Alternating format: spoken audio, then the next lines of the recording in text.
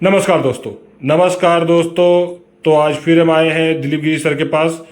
तो आज का हमारा सवाल है गर्दन दर्द। गर्दन दर्द जो होता है, गर्दन दर्द क्यों होता है और ये कब बढ़ता है और कैसे बढ़ता है, और इसका निवारण क्या है, इसमें क्या क्या परहेज किया जाता है, क्या मेडिसिन लेते हैं और क्या इसमें खाने पीने में दिक्कत आती है। सर प्लीज़ बताएं। सभी दर्शकों को मेरी ओर से नमस्कार। मैं दिलीप गिरी और गिरी क्लासेस में आप सभी का स्वागत है। तो आपने जो सवाल किया कि गर्दन दर्द और कमर दर्द का जहाँ तक सवाल है, तो अधिकांश लोग जो हैं बैठकर काम करते हैं या झुककर काम करते हैं, जिसके परिणाम स्वरूप जो है गर्दन में दर्द है।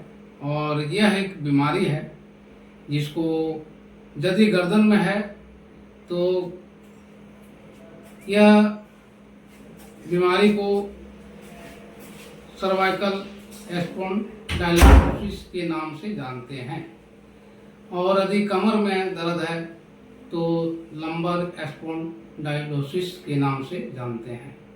अब रही बात की, सबसे पहले हम चर्चा करेंगे गर्दन में जो दर्द है, जिसको अभी मैंने कहा कि सर्वाइकल स्पॉन्डिलोसिस। यह बीमारी जो है, ये गर्दन में हमारा 7 वर्टिब्रा है जो आपस में टकराने के वजह से उसके बीच एक नस है जो दबता है। दबने के परिणाम स्वरूप जो है दर्द होता है। अब रही बात की, ये सर्वाइकल स्पॉन्डिलोसिस का जो है विशेषकर देखते हैं प्रभाव हाथों में भी रहता है। हाथ में विशेष दर्द रहता है। कोई रोगी जो है कहते हैं कि कलम पकड़ने में या और तरह का कुछ काम करते हैं तो उनको हाथ में कमजोरी ज़्यादा महसूस होती है। ये हम कह सकते हैं कि सर्वाइकल स्पॉन्डिलोसिस के वजह से हाथों में माइनर लकवा भी होता है।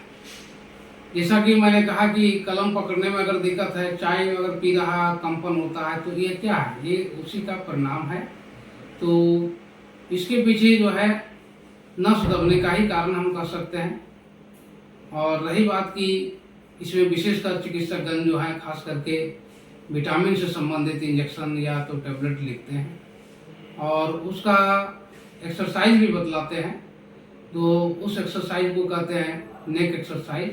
तो नेक एक्सरसाइज विशेष करके हम लोग करते हैं, जैसे सीधे हम कुर्सी पर बैठेंगे और बैठने के बाद जो है गर्दन जहाँ तक हो सके इसको आंख बंद करते हुए बायों की ओर ले चलेंगे, फिर धीरे धीरे धीरे धीरे जो है दाहिने की ओर ले चलेंगे।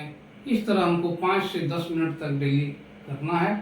और इस बीमारी इस एक्सरसाइज के वजह से या इस एक्सरसाइज के द्वारा हम सर्वाइकल स्पॉन्डिलोसिस का इलाज हम आसानी से कर सकते हैं और मरीज को भी जो है बहुत हद तक दर्द से राहत मिलती है।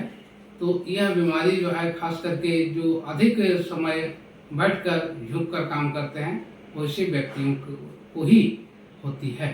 सर हमारा एक सवाल है इसमें, बहुत लोग कहते हैं कि प्रेशर बढ़ने की वजह से भी गर्दन में दर्द होती है, गंदा तकिया लेने से भी होता है, ऊंचा तकिया लेने से भी होता है, जैसे बरसात के सीजन में बहुत गुम्मस की वजह से जो तकिया में हल्का नमी बना रहता है उस तरह के तकिया लेने से होता है, और गर्मी में जो पसीने से भीग गया तकिया या गंदगी आ गई तकिए में, इस तरह के तकिया से भी प्रॉब्लम होता है क्या सर?